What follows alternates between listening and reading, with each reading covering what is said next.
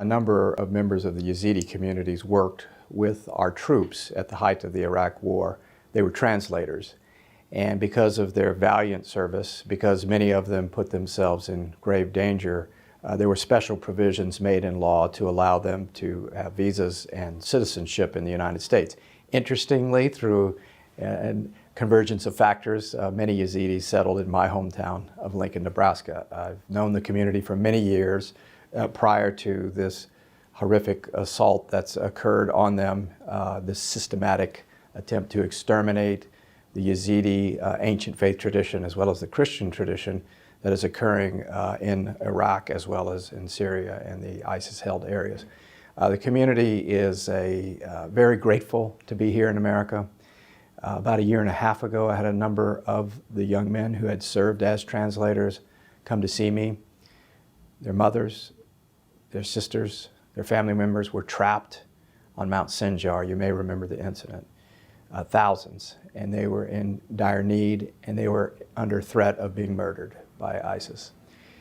They were pleading with me passionately, on the verge of tears, angry, and I don't blame them for being angry. Congressman, please do something. Please help us. The time is now. We cannot hesitate. They took their case to Washington, and shortly thereafter, the U.S. campaign to stop ISIS by air power started and saved the people on Mount Sinjar. So the Yazidi community, even though it's a small community, I'm proud to represent them. I met a gentleman just the other night, by the way, who was one of those translators, and he returned to Sinjar, which has now been liberated. It's still dangerous, but it has been liberated. And he went to his birthplace, where he grew up, and the Christian church, which was next door to where he grew up, is a pile of rubble. Taking it upon himself, he hand-fashioned a wooden cross and placed it on top of that pile of rubble, telling me, these were my brothers. I ate with them, I played with them. He stands in solidarity with the other ancient faith tradition in the Nineveh Plain there that had contributed so richly to the diverse tapestry of religious tradition in the Middle East.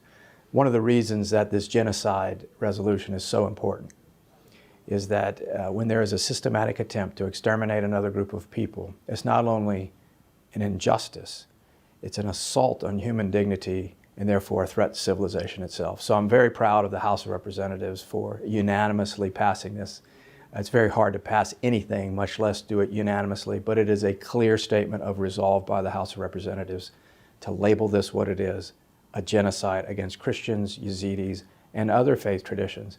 And by the way, I should add that ISIS's, the persons that they've killed the most have been innocent Muslims.